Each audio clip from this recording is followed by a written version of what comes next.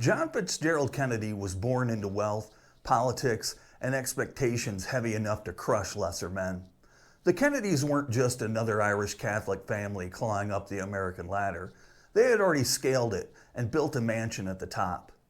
At the center of it all was Joseph P. Kennedy Sr., patriarch, political manipulator, and depending upon which barstool historian you ask, an opportunistic businessman who may or may not have dabbled in prohibition bootlegging. Now, hard proof of the bootlegging charge has never surfaced. It remains lodged somewhere between rumor and convenient political slander. But here's the point. Joe Kennedy had his fingers in banks, film studios, liquor imports, and politics, often all at once. If there was a way to squeeze money out of a deal, he found it, greased it, and sometimes broke it over his knee. He wasn't the kind of man who raised sons to run hardware stores. He raised them to run the country. That ambition came with baggage. Joe Kennedy was the U.S. ambassador to Britain before World War II and famously wrong-footed himself by suggesting democracy's best days were over and that appeasement with Hitler might be the smart play. Not exactly the soundbite you want to be remembered for when bombs are dropping on London. Joe's reputation sank, but he still expected his sons to prove the family name worthy on the biggest stage available, politics. And in 1941, nothing said credentials like wearing a uniform. John, Jack to everyone who mattered, was a poor candidate for the military on paper. His health was a mess. He had a chronically bad back, likely aggravated by Addison's disease, digestive issues, and a list of medical red flags that would have kept most young men out of even the Boy Scouts. But this was a Kennedy. Rules bent around them. With the right strings pulled, Jack was commissioned as an ensign in the U.S. Navy. The man who couldn't pass an Army physical now had shiny gold bars on his collar. His early postings were in desk jobs, the kind of safe billets that could have kept him out of harm's way until the war ended. But Jack had no interest in that. Part of it was the pressure of being the younger brother. Joe Jr., the eldest, was already training as a Navy pilot and carried the family's expectation of being the political star. Jack needed to prove himself as more than the sickly spare. And truth be told, he wanted adventure. Desk duty at Charleston didn't exactly make for campaign literature. So he volunteered for the patrol torpedo boats, the so-called PT boats. These were 80-foot speed demons made of plywood, powered by 3 Thirsty Packard engines, and loaded with torpedoes that had the reliability of a dollar store lighter. The Navy had originally pitched them as mosquito boats, fast, hard to hit, perfect for ambushing Japanese supply convoys. Sailors who actually crewed them called them something else, floating coffins. They had gas tanks that ignited if you looked at them funny, torpedoes that either misfired or ran in lazy circles, and just enough deck guns to annoy a destroyer before being blown out of the water. Naturally, Jack Kennedy signed up. The training itself wasn't glamorous. PT boat skippers learned navigation, gunnery, and the delicate art of nursing engines that guzzled aviation fuel like frat boys at a kegger. But there was a sense of prestige, too. PT skippers were often young, aggressive, and hand-picked. Jack, with his Harvard degree, easy charm, and family name, fit the mold. What surprised people was that he also fit in. Kennedy wasn't the stiff, blue-blood caricature some expected. His crew would later say he wasn't above rolling up his sleeves, cleaning weapons, or cracking a joke at his own expense. Still, there were whispers. Was he there because he earned it, or because his father made a few phone calls? That question hung over him constantly, and Kennedy knew it. Every patrol, every decision he made carried the extra weight of proving he belonged. By early 1943, Jack Kennedy was in the South Pacific with his own command, PT-109. His crew was a mix of farm boys, mechanics, and restless draftees, men who had little in common with a Boston aristocrat. But Kennedy worked to bridge the gap. He was thin, perpetually tanned, and his back pain left him walking with a slight stiffness, but he gave off a confidence that wasn't arrogance. He called his men by their first names, listened more than he lectured, and in the cramped, stinking confines of a PT boat, that mattered. The mission of PT-109 was straightforward and brutal. intercept Japanese supply barges moving under cover of night, and, if possible, torpedo larger ships. In practice, it was long hours of boredom punctuated by moments of panic. The nights were black as tar, the waters filled with lurking destroyers, and Japanese lookouts had sharp eyes. One mistake and an entire crew could vanish without a trace. By this point, Kennedy had already built a reputation among his men as calm in chaos.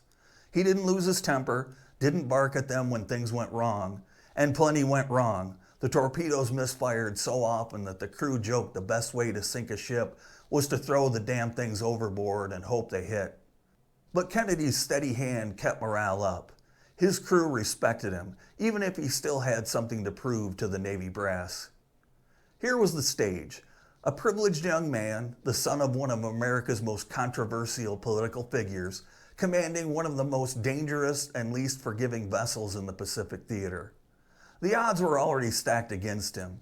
The only question was whether he would rise to the occasion or become just another forgotten name in the endless roll call of the dead. As it turned out, the ocean would soon give him his trial by fire, and it wasn't going to be pretty. By the spring of 1943, John F. Kennedy was officially the skipper of PT-109, a slim 80-foot mosquito boat that looked like a floating cigarette with an attitude problem. It carried 4 unreliable torpedoes, a 20mm cannon bolted to the stern, a few 50 caliber machine guns, and just enough ammunition to make a destroyer laugh before blowing it out of the water. The Navy billed these as fast attack crafts. The crews called them plywood coffins with Packard engines. The 109's crew was a collection of men who would never have met outside of war. There was an Ensign Leonard Tom, Kennedy's executive officer and steady right hand, Motor Mac William Johnston, who knew how to coax life out of engines that drank aviation fuel like bourbon, Raymond Starkey, the torpedo man who had the unenviable job of babysitting the Navy's Mark 8 torpedoes, notoriously useless, often running too shallow or failing to detonate entirely.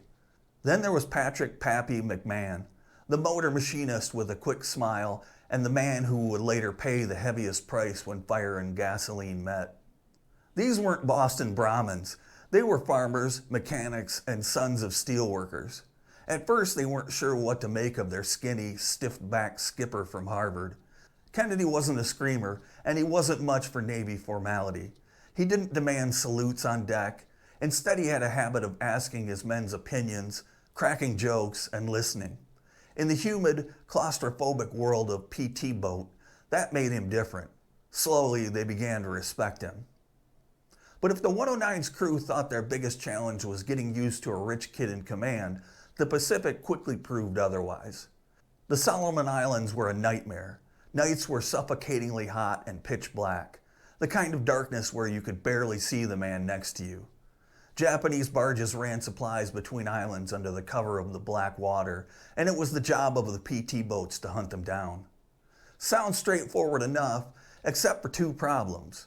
The enemy's destroyers, fast, heavily armed, and built like floating fortresses, and the PT boat's own equipment, which had a bad habit of betraying its crew. The Mark 8 torpedoes were a special kind of cruel joke. In theory, you lined up, fired, and sent 1,500 pounds of TNT straight into a ship's hull. In practice, they sputtered, misfired, or struck at the wrong angle and bounced off harmlessly. PT crews had a saying: the safest place to be when a PT boat fired its torpedoes was on the target. Kennedy's men didn't disagree. Daytime was no kinder. The boats hugged their bases, crews trying to catch sleep in the sweltering heat while clouds of insects and the stench of gasoline hung in the air. Salt water corroded everything. The humidity soaked uniforms, and engines constantly broke down. A PT boat wasn't so much a warship as it was a floating mechanic's nightmare with guns bolted on top. Despite this, there was a strange sense of camaraderie. The crews lived in each other's pockets, sweating, swearing, and scraping together moments of normalcy. Someone would rig up a radio to pull in faint stateside music. Letters from home were read aloud, reread, and practically memorized. Food was whatever you could get: canned rations, coffee that tasted like engine oil, and the occasional lucky shipment of fresh fruit. Kennedy fit in by leading from the front. He might have been the son of a millionaire, but he didn't act like he was above the grind. He manned the guns, cleaned his own weapon, and stayed awake with his men on long patrols. The crew took notice. Kennedy wasn't flashy. He wasn't even physically imposing, skinny as a rail with his ever-present back brace hidden under his uniform. But he was steady, and steadiness counted. One night patrol after another blurred together, creeping through black seas, listening for the low rumble of enemy engines, scanning for silhouettes against the horizon. More often than not, the PT boats came back with nothing to show for it but empty fuel tanks and frayed nerves. The Japanese were cautious, and when they did appear, it was usually in the form of something far larger and more lethal than a supply barge. That tension gnawed at the crews. Every patrol meant flirting with annihilation. They joked about it, of course. Gallows humor was oxygen. One sailor quipped that the best defense of a PT boat was praying the Japanese had bad aim. Another said the only armor they had was Kennedy's family name. Laughter was easier than admitting the truth. If a destroyer found them first, they were toast. By midsummer, PT-109 was one of dozens of Mosquito boats prowling the Solomons. The campaign to squeeze Japanese supply lines was grinding and thankless. Kennedy's men grew more seasoned, more tired, and more aware of their odds. The skipper's leadership mattered more now. When equipment failed, and it always did, Kennedy's calm kept them from spiraling. When the waiting stretched for hours, he kept them talking. He was no miracle worker, but his men didn't feel like they were being led to a slaughter by a clueless officer. They felt like their skipper was one of them, and that made all the difference. The irony of it all was that Kennedy himself wasn't convinced. His letters home hinted at doubts, frustrations with the torpedoes, and a sense that his war might pass without distinction. What he couldn't have known was that fate was winding up a pitch with his name on it. The torpedoes might not have worked, but destiny was about to ram PT-109 with 2,000 tons of steel and give Jack Kennedy a trial no desk assignment or political favor could have prepared him for. The night of August 1st, 1943 was supposed to be just another long, tense Mosquito boat patrol. Kennedy's PT-109 and 14 other PT boats were stationed in the waters around the Solomon Islands, ordered to intercept Japanese destroyers running the Tokyo Express, fast, heavily armed ships resupplying garrisons under the cover of darkness. It was a suicide assignment on paper. Imagine asking a Mosquito to stop a freight train. That was essentially the PT's doctrine. Still, the orders came down and the boats fanned out across the black waters of Blacklet Strait. The moon was gone, the seas were dead calm, and the horizon was nothing but ink. Perfect conditions for getting surprised.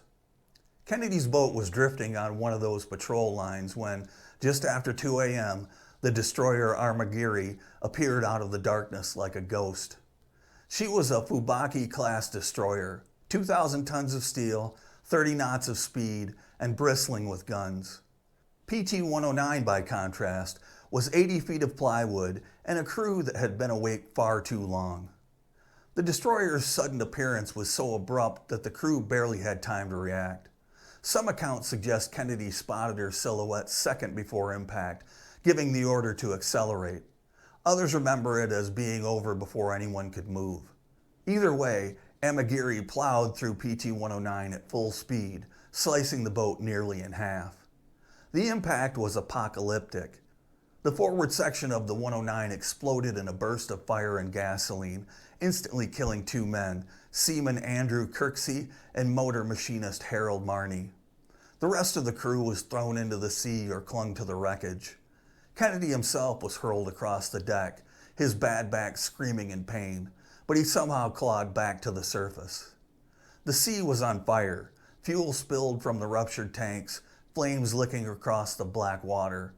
Men thrashed in the dark, coughing up seawater, calling for each other. Kennedy swam through it, gathering survivors onto the still floating stern section of the wreck. The bow had vanished entirely. The rest of the boat was slowly settling, crippled but buoyant for the moment. Patrick "Pappy" McMahon had been horribly burned when the fireball rolled over the engine room. His skin blistered and raw. He was nearly blind, barely able to swim. Kennedy made a split-second decision that would become the stuff of legend. He clipped McMahon's life jacket strap between his teeth and towed him through the dark water. A Harvard man dragging a full-grown machinist with his jaw like some half-drowned St. Bernard. It was the kind of absurdity only war produces, but it worked. As the shock gave way to grim realization, Kennedy counted his men. 10 survived, 2 were lost, and their situation was hopeless. The Amagiri was already gone into the night, leaving silence and flames in her wake. PT-109 was a shattered husk. The nearest friendly base was miles away, and the area was crawling with Japanese patrols. Staying with the wreckage meant eventual discovery, or worse, drifting helplessly. Kennedy chose the only option left: swim for land. The order was simple, but the execution was brutal. The nearest island, later known as Plum Pudding Island, was 3 miles away. 3 miles might not sound like much in a pool, but in open ocean at night, with a wounded crew, no supplies, and Japanese destroyers still prowling nearby, it was a marathon from hell. So they swam. Kennedy took McMahon in tow, teeth clamped tight on the strap. The others clung to planks, hobbled along, or simply willed themselves forward stroke by stroke. Hours passed, the horizon refusing to budge. Salt water burned their throats, muscles seized, and the ever-present fear of sharks gnawed at the back of every mind. By dawn, against all odds, they staggered onto the sand of Plum Pudding Island, blistered, cut, dehydrated, but alive. The island was little more than a coconut-covered sandbar. No fresh water, no real food, no shelter, just the barest patch of land to collapse on. The men lay there, panting, trying to collect themselves as the sun climbed. Kennedy, exhausted but unwilling to stop, scouted the area and found nothing useful, just coconuts and scrub. The men cracked open coconuts with rocks and drank what little juice they could squeeze out, but it wasn't much.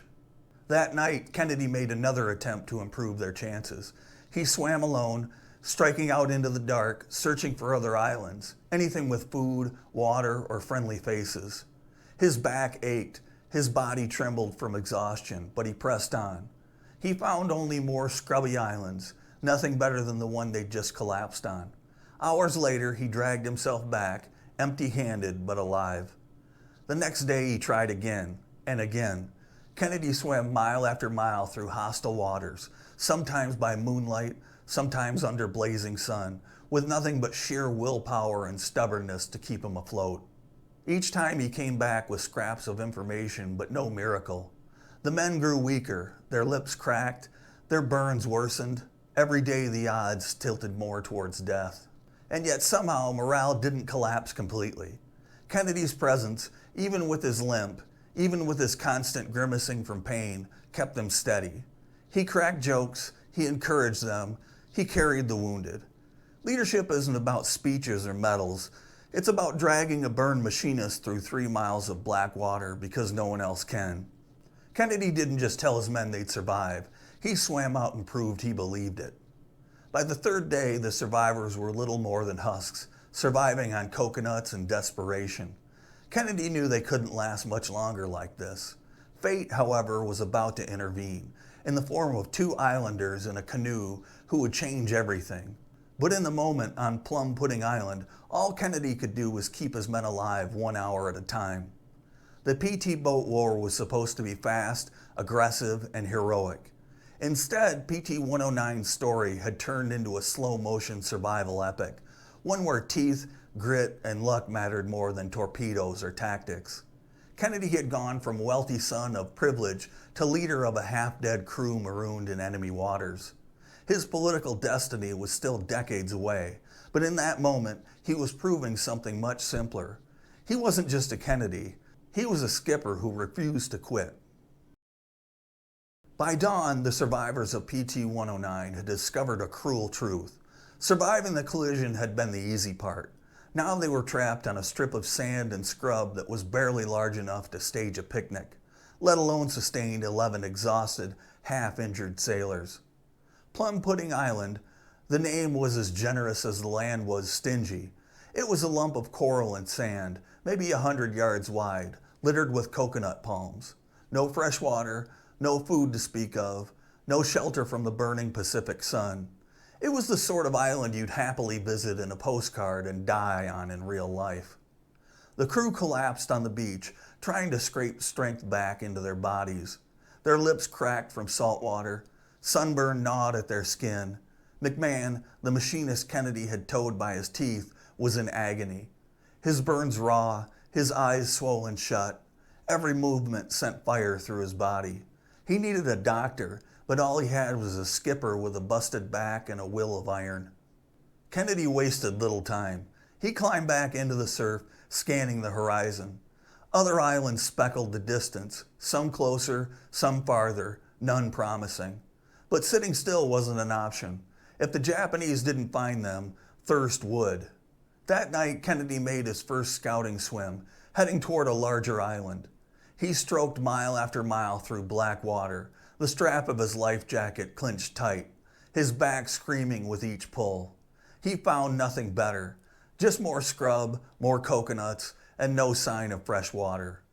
And then he swam back, alone, tired, and completely out of good ideas, but unwilling to stop. The next day brought no miracles. The men split coconuts open with rocks, sipping the meager liquid inside and chewing the tough flesh. It was food, technically, but it didn't quench thirst. The sun overhead felt like punishment. Kennedy tried to keep spirits up. He cracked jokes, reminded them that rescue was still possible, and carried himself as if sheer stubborn optimism could substitute for water. His men clung to that. That night he tried again. Another long swim through hostile waters, sharks somewhere beneath him, Japanese patrol boats somewhere above. It was the kind of situation where you could drown just by thinking too hard about the odds. But Kennedy didn't think. He swam, he explored, he returned. Still no rescue. On the third day, he made his boldest attempt yet. Spotting a larger island, Olasana, across a wide channel, Kennedy led his crew on a brutal group swim, and he once again towed McMahon by the strap clenched between his teeth. Stroke after stroke, hours in the water, the men staggering forward as if the ocean itself were trying to kill them. When they finally crawled ashore on Olasana, they found a mixed blessing. A few coconuts, slightly more space, but still no fresh water. It was a reprieve, not a salvation. The crew was deteriorating. Lips swollen, tongues thick, bodies blistered. McMahon drifted in and out of consciousness. Kennedy's back was shot, every moment a fresh jolt of pain. And yet he kept pushing, scouting, swimming, urging his men to hang on just one more hour, one more day. There was brutal honesty in survival stories. The leader doesn't always have answers. Sometimes he only has the ability to look men in the eye and say, "We'll figure it out." Kennedy had no brilliant plan, no tactical miracle. He just refused to stop moving, and that refusal kept his men alive. Every night, Kennedy swam out into the dark, searching for help, scanning for friendlies. It was reckless, borderline suicidal, but it was all he could offer. One night he tried swimming to Ferguson Passage, a known American patrol route, hoping to flag down a friendly PT boat. He never found one. Hours later, beaten and exhausted, he dragged himself back onto the beach, lips split, body shaking. His crew begged him to stop risking himself. Kennedy just shrugged and prepared to do it again. The cycle of despair and stubbornness carried on for nearly a week. 10 men, marooned, living on coconuts and hope, waiting for a miracle. And in the end, that miracle arrived. Not from the sky, not from the sea, but in the form of 2 islanders in a dugout canoe. Bioko Gasa and Ironi Kumana, scouts working with Australian coast watchers, were the first friendly faces Kennedy's crew had seen in days. At first, the 2 men watched from a distance, cautious. The war was full of traps and desperate survivors.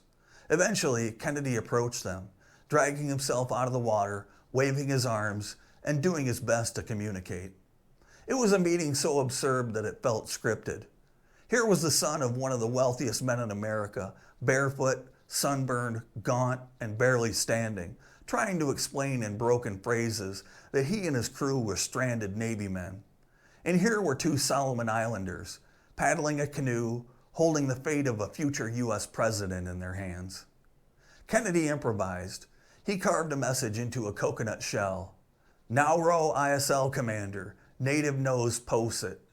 He can pilot, 11 alive, need small boat. The coconut, crude as it was, would become one of the most famous artifacts in the Pacific War.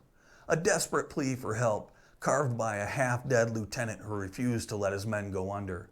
But that moment, the transfer of trust to two strangers in a dugout canoe marked the turning point. Rescue was no longer a fading dream. It was now a question of time and risk.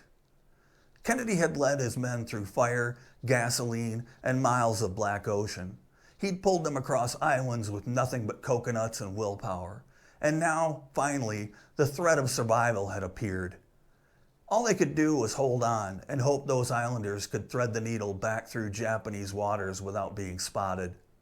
The ordeal wasn't over, but for the first time since Amagiri had torn PT-109 in half, it wasn't just Kennedy against the Pacific. Help was on the horizon. When history remembers great rescues, it usually prefers the clean version. Brave sailors plucked from danger by a daring destroyer, or a dramatic plane swooping in at the last moment. The truth of PT-109's survival was much less cinematic and far more improbable. It rested on the paddles of two Solomon Islanders in a dugout canoe. Bhikkhu Gasa and Ironi Kumana weren't American sailors or Australian coast watchers. They were locals, scouts recruited to help the Allies by navigating the treacherous island chains, gathering intelligence, and quietly ferrying supplies. They knew every channel, every leaf, and every trick of survival in the Pacific. For men like Kennedy, stranded, sunburned, and near death, they were about as close to guardian angels as you could get, though the angels in this case wore loincloths and carried paddles. The two first spotted Kennedy's crew from a distance. 11 ragged men, half dead, sprawled on Olasana Island like shipwrecked castaways. Gasa and Kumana had seen this sort of thing before. Stranded sailors, sometimes Japanese, sometimes Allied, often desperate and unpredictable. They didn't rush in, instead they watched, careful. Kennedy, meanwhile, recognized that his window of survival had just cracked open. If he could convince these scouts that he and his men were worth saving, they might have a chance. He waded into the surf, waving, calling out, his thin body and stiff gait hardly intimidating. Somehow, against every odd, the message got across. Americans, friendly, need help. The two scouts took the coconut and their paddles, slid back into their canoe, and disappeared into the surf. Their task was insane. To reach the nearest Allied base, they had to paddle more than 30 miles through waters patrolled by Japanese barges and aircraft. They had no armor, no guns, beyond knives and clubs, no backup. Just two men in a dugout canoe carrying the future president of the United States carved into a coconut. Back on the island, Kennedy and his crew could do nothing but wait. Their survival was no longer in their hands. It rested on whether those two men could thread the needle and find the coast watchers.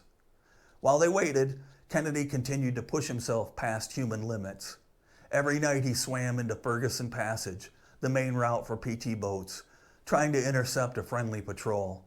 It was madness. Miles of open ocean, strong currents, sharks, and the risk of being cut down by Japanese gunners. Time and again he returned empty-handed, dragging his broken body back onto the sand, lips split, eyes hollow. His crew begged him to stop. He refused. "I'll be back," he would say, and then stagger into the surf again. Meanwhile, Gasa and Kumana succeeded. They found Australian Coast Watcher Reg Evans, a wiry man stationed in the Solomons to report on Japanese movements. When Evans read the coconut, he immediately set about arranging a rescue. Word traveled up the chain. 11 American sailors, alive against all odds, needed extraction. For Kennedy and his men, the first confirmation came when Gasa and Kumana returned, slipping their canoe through the surf with news that help was coming. Relief swept through the crew. For days they had clung to coconuts, waiting for death. Now, finally, there was hope. Real, tangible hope.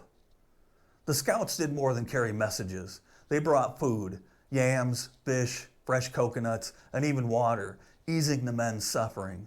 They also scouted Japanese patrols, ensuring Kennedy's men weren't discovered before the rescue could be staged. In every sense, they were the difference between life and death. And yet, history almost forgot them.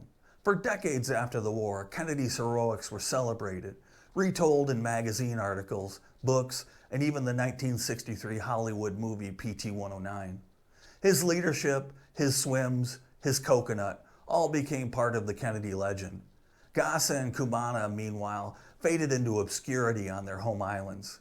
Only much later did their role gain wider recognition, when journalists and historians began highlighting just how critical they had been. Kennedy never forgot, though. Years later, when he was president, he received word that the two islanders wanted to visit Washington. The trip was vetoed by bureaucrats, but Kennedy sent signed photographs and expressed his gratitude. It wasn't enough, but it was something. A small acknowledgement that his survival story wasn't just about him. On Olasana, in August 1943, none of that mattered yet. What mattered was that two men with paddles and a dugout canoe had chosen to help strangers, and in doing so, changed the course of history. The Americans were no longer just castaways. They were survivors with a chance. Kennedy still carried the burden of command. His men were weak, sick, and half-starved. McMahon's burns festered. But for the first time since Amagiri had sliced PT-109 in half, Kennedy allowed himself the smallest measure of relief. Help was coming, the gamble had paid off. And it all started with a coconut and the courage of two men history nearly forgot. By the time Boku Gasa and Ironi Kumana slipped back onto Olasana Island, the crew of PT-109 was running on fumes. They were gaunt, lips split, skin blistered from salt and sun. McMahon's burn had gone from horrifying to septic. Kennedy himself was so exhausted from his constant scouting swims that he could barely stand straight. And yet, when the scouts appeared with food, water, and most importantly, news that help was on its way, the entire crew snapped back from the edge. Their plan filtered through in pieces. The Islanders had carried Kennedy's coconut message to Reginald Evans, an Australian coast watcher hidden in the Solomons. Evans relayed the request up the chain, and within a day, an Allied response took shape. The idea was simple: send a PT boat under cover of night to pluck Kennedy's crew out before the Japanese noticed. Execution, as always, would be anything but simple. Gasa and Kumana returned with more supplies and instructions. Kennedy, too restless to sit idle, volunteered for a rendezvous with the rescue boat. On August 7th, just after dark, he slipped into the surf again, accompanied by Ensign Leonard Tom. Together they swam out into Ferguson Passage, the main PT patrol route. Hours later, as they floated half dead in the swells, the familiar drone of Packard engines reached their ears. This time, finally, it wasn't the enemy. Their first PT boat they encountered nearly fired on them before Kennedy and Tom shouted themselves hoarse, identifying who they were. It was a razor-thin escape from being killed by their own side. Once aboard, Kennedy delivered the situation report. 10 survivors still stranded on Olasana, weak but alive. The PT boat skipper agreed to coordinate the pickup. By August 8th, the rescue was underway. Under a moonless sky, 2 PT boats crept towards Olasana, throttle low to avoid Japanese patrols. On shore, Kennedy's men were ready. They had spent nearly a week clinging to life with nothing but coconuts and faith in their skipper's insane swims. Now as the boats closed in, they lit signal fires, the flames dancing against the black canopy. The sight of those boats easing through the dark surf was almost too much to process. After days of despair, after fire and seawater and sunburn and hunger, salvation had arrived.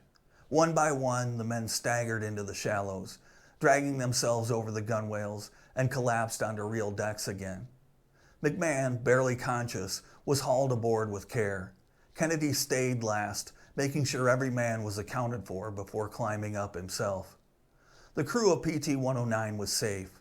2 men had been lost in the collision, but against all odds, 11 had survived 6 days marooned in enemy waters. Back at base, the story spread fast.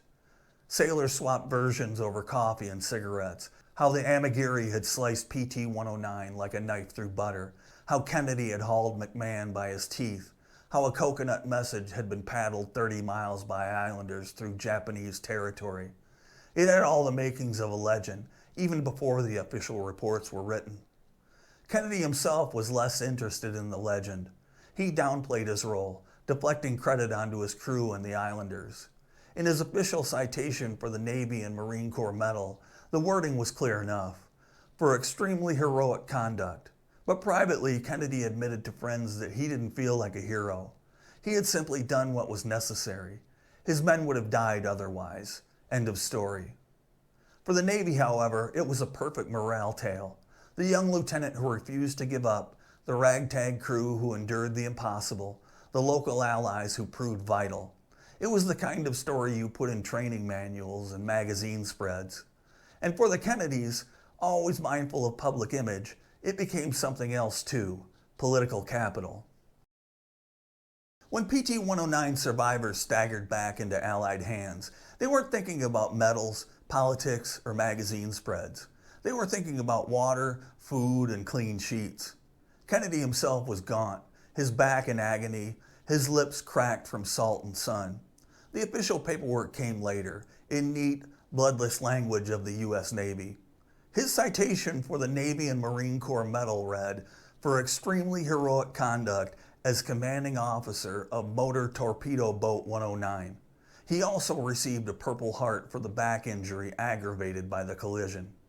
On paper, it was just another act of wartime gallantry among thousands. In practice, the tale had legs. It had everything you'd want in a war story: fire, loss, survival, unlikely allies, and a commander who literally dragged a burned crewman through shark-infested waters with his teeth. Even Hollywood scriptwriters would have hesitated to go that far. It sounded like propaganda cooked up in a Navy press office. Except this one was true. Kennedy characteristically shrugged it off. He joked about the ordeal, downplayed his own role, and reminded people that 2 of his men hadn't come back at all. When asked later how he became a hero, he quipped, "It was involuntary. They sunk my boat." It was classic Kennedy, deflecting with humor, but also cutting to the uncomfortable truth that survival wasn't always the same as heroism. As Kennedy climbed from congressman to senator to president, PT-109 became shorthand for character under fire. The image of the skinny young skipper with a busted back, refusing to abandon his men, lingered in the public imagination. And so PT-109 passed from survival tale to symbol, from black water in the Solomons to sound bites and campaign speeches. It was no longer just about 11 men on a tiny island. It was about what Americans wanted to believe in their leaders: courage, resilience, and a refusal to quit when everything collapses around you. For Kennedy, it was both a blessing and a burden. The legend helped propel him to the highest office in the land, but it also meant that every crisis he faced thereafter, from Cuba to Berlin to Dallas, was weighed against the bars set on a dark night in 1943 when the Pacific tried to kill him and failed. For most men who survived a shipwreck in World War II, the story ended when they got home. They carried the memories, maybe told their kids about it decades later, and moved on. For John F. Kennedy, the story of PT-109 refused to stay put. It followed him into every office he held, every campaign he ran, and eventually into the White House itself. The coconut he carved his rescue message on was polished, mounted, and placed in a glass case. By the time he sat behind the resolute desk, it was there with him, a piece of the Pacific War turned presidential decor. Visitors saw it as a symbol of grit and ingenuity, a reminder that this president had once been just another officer in a plywood coffin of a boat. It was proof in physical form that Kennedy had been tested by fire and salt water before he was tested by Khrushchev.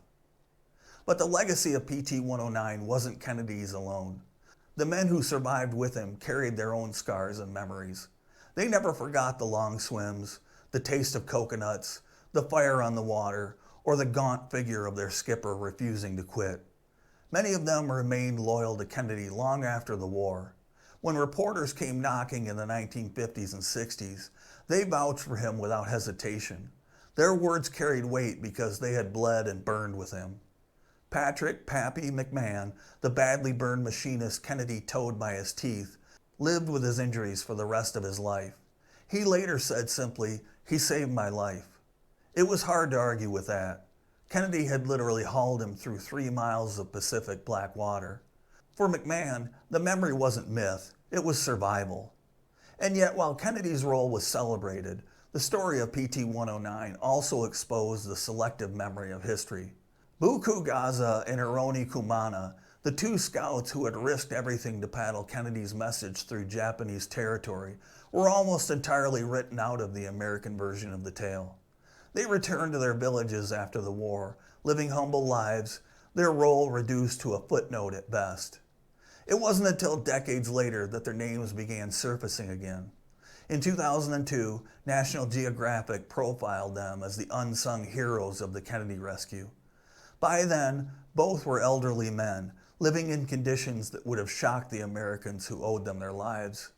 When asked about the rescue, both men spoke simply. They had done what was needed, no more, no less. For them, it was a duty, not a legend. The wreck of PT-109 was rediscovered in 2002 by a team led by Robert Ballard, the same oceanographer who had found the Titanic. The remains of the boat lay scattered in 1,200 feet of water near the Solomon Islands. Plywood and gasoline had no chance against time and sea pressure, but the metal fittings were there, a ghostly reminder of the night Amagiri sliced through history. The site was declared a war grave, untouched resting place for Kirksey and Marnie, the 2 men lost in the collision. For historians, the rediscovery closed a loop. The story of PT-109 wasn't just campaign material or Hollywood fodder. It was a tangible, physical resting on the ocean floor. For the Kennedy family, it was another reminder of how the Pacific had shaped Jack's identity. The myth and reality of PT-109 never perfectly aligned. On one hand, the facts were undeniable. Kennedy's leadership had saved his crew. He swam miles with a broken back. He refused to leave men behind. Those are hard truths, not PR spin. Kennedy himself seemed ambivalent. He rarely brought up PT-109 unprompted, and when he did, it was usually with humor or understatement. He knew the story had been inflated, but he also knew it was part of his identity now. The coconut on his desk wasn't just a relic. It was a reminder that no matter how high he climbed, he would always be measured against that night in 1943. For the men who lived it, PT-109 wasn't mythology. It was pain, exhaustion, and the memory of a young skipper who wouldn't give up. For the Islanders, it was a duty performed, never expecting fame. For Kennedy, it was both a crucible and a burden.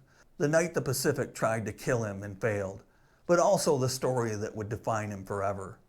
And in the end, that's the legacy. Not just survival, but transformation. PT-109 wasn't the end of Kennedy's war. It was the beginning of his public life, the story that launched him from lieutenant to president.